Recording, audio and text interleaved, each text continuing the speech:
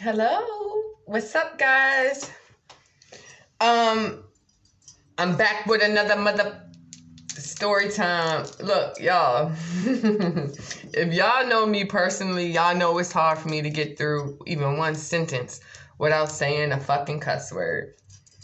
But I'm trying to change my ways on this channel, okay? We trying to get monetized. We trying to make this a business, okay? All of my story times that are on the Green Queen 226, follow me over there because I still got almost 700 videos on that channel, but it's not monetizable content. If y'all like them roll up videos, go ahead and check me out. And all of these story times are still on that channel too. I'm just kind of redoing my story times and putting them on this new channel so we can see where it goes. Okay? So this story time is going to be on the day I found out my husband died and then the days following. Okay? I can probably tell this story a little bit better now because I'm not so pissed off about certain things and the way they happen. So let's go back to the day that I found out he died of a drug overdose. So a little teeny bit of background about our relationship so you can understand up until that situation a little bit. My husband was a cheater, okay? I don't diss the dead, but he was a cheater. He did me wrong in front of everybody. The whole fucking world knew, okay? I'm trying not to cuss y'all.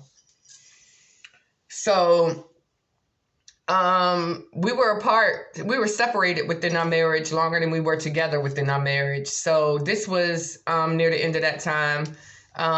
He had been locked up for 2 years. I had recently, months earlier, before he got out, cut off communication with him because every once in a blue moon I would talk to him, but it would turn into an argument for one reason or another. And then I'm thinking to myself, why do I need to talk to him? He just makes me upset. We're not together, but he's still coming to me with all his problems. You know, he's, you know, there was a time when him and his that current girlfriend took my identity and ran up a utility in my name for $1,600, but I'm not getting into that. But it was just toxic. It was bad. Everything I could do to stay away from him, I would do, okay?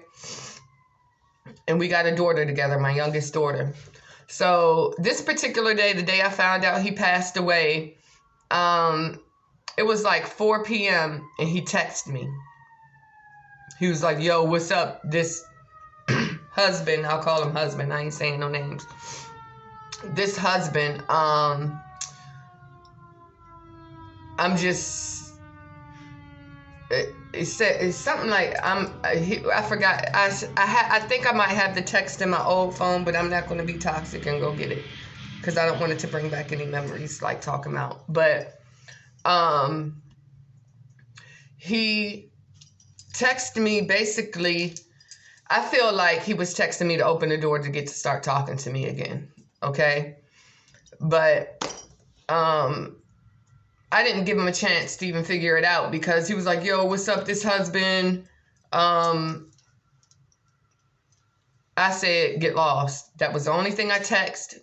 I said, get lost. He was like, I'm just seeing if you got the divorce papers because while he was in jail, he claimed that he filed for divorce and all I had to do was sign them and they was going to be sent to me. In my mind, I'm thinking, okay, he said he sent the papers. I'm just going to review them and do what I got to do when I get them. There's no reason to talk to him. He's just bringing me back in that mode where he could try to reel me in again. So he was like, you blocking me. So his last text was like, you blocking me from what I got to do. And I'm thinking, how am I blocking you from anything when I didn't get no fucking paperwork? So there's still no reason to talk to you. And it was 3 months since he said he filed the papers. So I definitely would have got something within 30 days, pandemic or not. I never got any papers to this day, guys. But anyway, I got later on that day, I don't think it might have been the next day. It was the next day. Our daughter called and she couldn't talk. She asked me, was I busy? And I'm thinking, I'm mommy, I'm never busy. And I knew something was wrong because she couldn't get her words and stuff and she sounded upset. And I was like, what's wrong, baby girl? Tell me. And then I get this feeling in my gut and I'm like, I already know. I just need to hear it. Because when a person lives a life of addiction, they're overdosing all the time, and you become accustomed. It's like you prepare yourself. It's sad, but I prepared myself. That was the life he was living. And my peers are dropping dead around me too, you know? So she calls me and she's like, Mommy, Daddy's gone. I'm like, she's like, he's dead. He's gone. So me in my mind, I'm like, dang, Brie, I'm so sorry you got to go through this. You lost your daddy. Like, even though he was addicted, he tried to be the best dad he could be. He went out his way, as best a person who could that is addicted, And when you're addicted, your priorities are all fucked up. And I know that because I've been in recovery for almost 6 years. So I already know what time it was. But I cried with her for a little while on the phone, and I talked to her, and I got off the line, and I was just like, I can't believe this. So let's fast forward. A couple days later, there was a week in between when he passed away, in between when we had the funeral. So in the meantime, his ex-girlfriend, because they had broke up before he came home, she didn't know I knew, but he was telling me everything. Okay, this broad, my husband called home to her, and she let the other man answer the phone. So he had broke it off with her because she was being corny. She couldn't even say, I can't do it without you. I need a man to support me while you're not here supporting me. She couldn't say that. She just let the man answer the phone and carried my husband. Okay, so that was shady. But anyway, she pops up at my house acting like she's trying to console me and this and that and this and that. Guys, mind you, the last time she saw me leading up to this day, I was using heroin. I was like 85 pounds overweight. I didn't give a fuck about what I looked like. All I did was bathe and brush my teeth, y'all. That was all I did for myself when I was using, okay? I was always struggling. So this particular day she saw me. At this point, I'm sober, okay? I'm sober. I lost about 75 pounds. I glowed up, y'all. Hair, skin, and nails. I dyed my hair purple. I'm with my flyness this day. My waist trainer on. And it's on now, too. My waist trainer on. I had my gray contacts in. I was a bad bitch when she came to that door. So I swung the door open and I took her breath away, y'all. She couldn't even say it right. She was like, oh, you look different. And I'm thinking, yeah, she want to say I look amazing. She want to say I look like a bad bitch, but I'm the wife. She not going to give me my props. I already fucking knew I took her breath away by the way I was looking. You know what I'm saying? Regardless of my husband dying, I had my shit together. She was expecting me to come to the door looking like she was. She rolled out her bed. She had one of her kids with her. They both had bonnets on. They had pajamas on. You probably still had morning breath. And you come into my door, if you come in to see the wife, come on, y'all.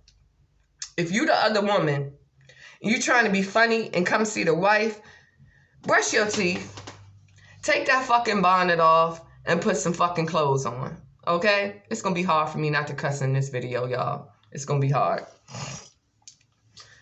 But anyway, so she's in front of me. She's actually trying to drag the tears out of her daughter. She keeps repeating herself, oh, I miss him, and he was this to us, he was that to us. Can't you see it's hurting her? I said, broad, if you come to the funeral, that means you want to smoke, because none of us want you there, okay?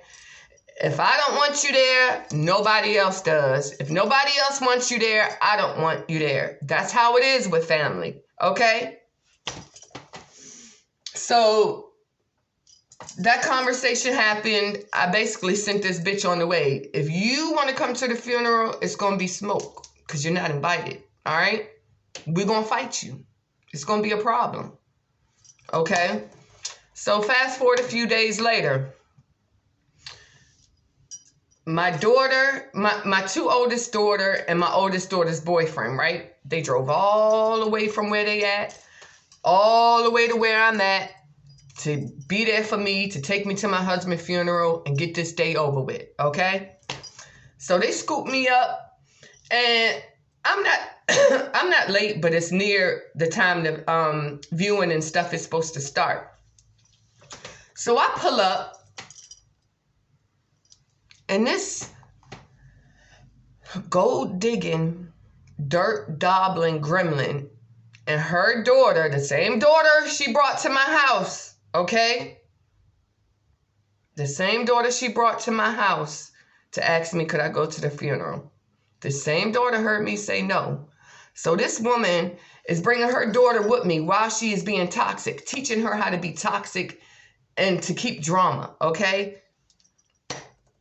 So when I pull up, my sister-in-law is being held back by all of our family. She's trying to get to her, already trying to fight her. And I'm like, yeah, this broad needed to see that it wasn't me just being petty. She think because I'm the wife that I just didn't want her there. Like I was just trying to be funny. Like I was being petty with her. No. Nobody wanted you there. Like, and I feel like it was set up, it was made to happen that way, right? Because she needed to see that it wasn't just me. Nobody wanted her there. She thought she was going to roll up and cruise in. So while my sister-in-law is being held back by all these people, I'm walking up behind her. Ain't nobody stopping me. You know what I'm saying? Ain't nobody stopping me. So I'm pulling up, and the car not even in park, y'all. Y'all know the car doors unlock when you put it in park. I'm pulling on the door. I'm like, let me out, bro. Let me out, right? So I hop out the car, and I run up behind her. And I run up on her, and I'm like, backing her up into the wall. I'm like, walk off, ho. You don't want this, ho. I told you not to come here. Nobody wants you here. And she's crying and crying and crying, talking about, it's always gonna be in me and Jeff, and I was there for him, and I was there for him. And I'm like, I was like, if you was there for him, would he really be in the position that he's in now? Okay? If I look at it like she does, you know, you were enabling him. You were. You know, he's a grown man and he do what he want to do, but I'm not going to give it to him. And that's what she was doing to keep him around because he was her wallet. So whatever he wanted, she accommodated just to keep him close so he could take care of her and all her kids that weren't his. And he won't down for none of that. Like he was only stuck with her because I left him alone. You know, because he was messing with her while we were married. You don't think that he would have left me if he really wanted to be with her? Because we was just fighting in that house. We was just arguing at the end. Like, when I put his stuff out, that's going to be a whole separate story time. When I put his stuff out, he only went to her because where else was he going to go?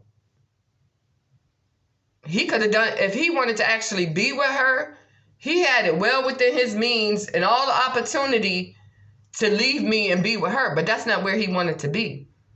He just couldn't get right enough to stay with me, you know, because his addiction, he was stealing from me. Things in our house was going missing. Our little business failed before it took off because he sold all the lawn equipment. Like, it was just a whole big mess, y'all. So I was just done with him. So let me pick back up where I left off. So, you know, I'm basing at her. I got her in the fucking corner and I'm like, yo, leave. Leave. You know what I'm saying? You not want to hear. You see it now. You had to just come here and fucking see it. Now you feel like an idiot when you see nobody wants you here. Walk off, ho. So we tit to tit. She could smell the Newports on my breath. Like, back off, bitch. What you doing?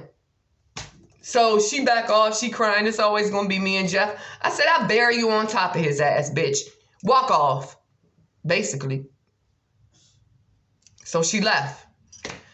So I calmed down. I go in there, check on my sister-in-law because they had pulled her away by then. You know what I'm saying?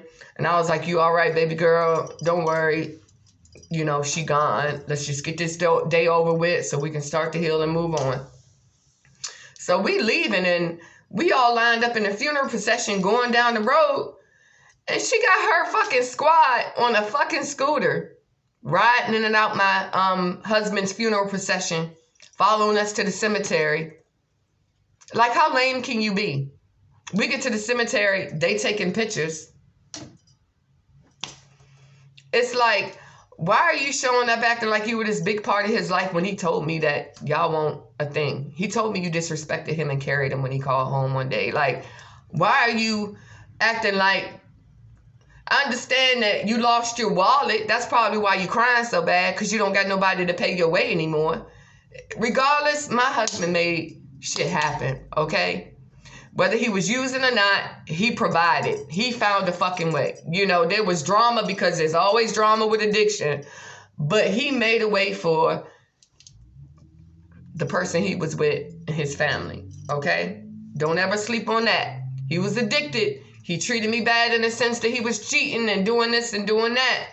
But the person he was with, whether he was putting them through drama or not, you knew he was with you. He took care of you. That was it. He was even till the day I put him out, he still handled business.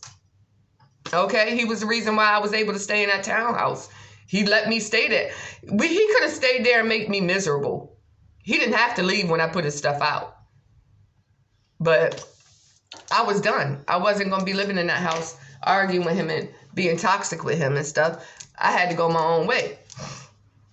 And he went to her. And in between time over the years, he's always like, I want my wife back. One time that she was up there during Christmas and at my father-in-law house with my husband, and she was sitting in the living room and they were in the kitchen, and it's a big open scenario. And my father-in-law waited till everybody in that house was quiet and said, when are you gonna get your wife back? Go get your wife. In front of this girl. And my husband never told me that story. My daughter did. So nobody wanted her around. They knew she just wanted him for meat. They needed ham. She needed ham. She needed somebody to take care of her. That's why when he was locked up, she would find that man, somebody to ride it out with her, because she didn't do it on her own. She couldn't do it on her own. But anyway, so we trying to put the man in the ground, and there's people running up, taking pictures and shit like that. I was like, they lame. Then I get home from the funeral, and I'm getting threatening texts from I'm getting threatening texts from her, I don't know, somebody who didn't know how to spell. They was all in the comments of my YouTube. They sending messages from text now apps and all of that bullshit, threatening me and this and that. And it's like, bitch, because I know you watching, y'all should check out my Facebook video, the original story time I did on this. Check that out. Check that out on the Green Queen 226. The story time. It's called Let's Address This B for the Last Time. The story about the other woman. That's the name of it. But anyway, where did I leave off? What was I saying? Yeah. So I was just getting threatening text message and stuff, and it was like every social media that I had, she would find to leave a comment up until I posted that video. Up until I posted that video, I shut that hoe up. Like, you can't say nothing to me because I just told the truth. Okay?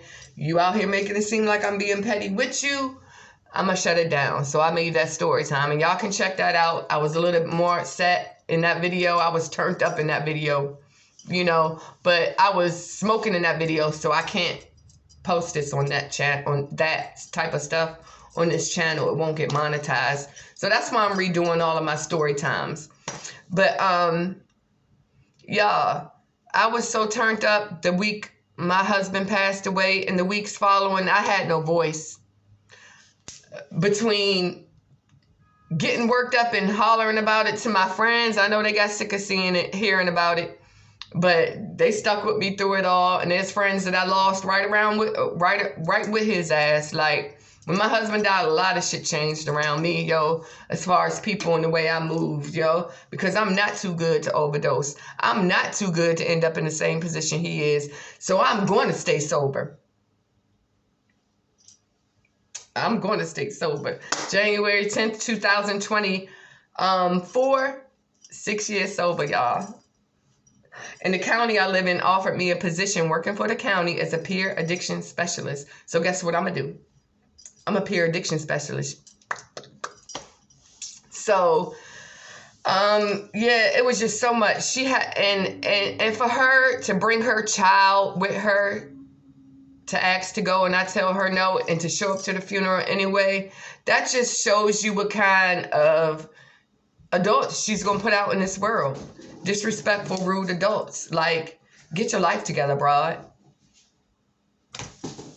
So, that's the story time on the day my husband passed away and the days following. If you want to see the real juicy, raw, unedited version, check out the Green Queen 226 on YouTube. And I got a purple and black tie-dye shirt on. That's a good way to pick out the video too. But if you're not already, if you're seeing this video, that means you're here. Make sure you subscribe. Make sure you like. Make sure you check out my other story time that I put up. That's going up. These going up probably the same day. Or I might schedule this one to go up tomorrow. So you guys will see this Tuesday. November. No, hold on. Hello, Liz. I'm sorry. That's my puppy peeing on his pee-pee pad. I didn't mean for y'all to hear that. He's so rude. So hold on. It's October 23rd. So y'all will see this video October 24th. Check out the video that I uploaded. It's technically today. I'm doing 2 story times today, but I'm not trying to confuse y'all. I'm sorry with my rambling. But make sure y'all subscribe to both of my channels, the Green Queen 226 and here at the Purple Widow 226. Y'all want to see my puppy? Him love? Him worrying me? I can't do nothing. Huh? Tell them to like, comment, and subscribe. All right, guys. Stay tuned. We're going to have a story time coming out. I think I should do 2 story times a week. Should I do 2 story times a week, or should I blast the story times every day until I get them all up? Y'all let me know. All right.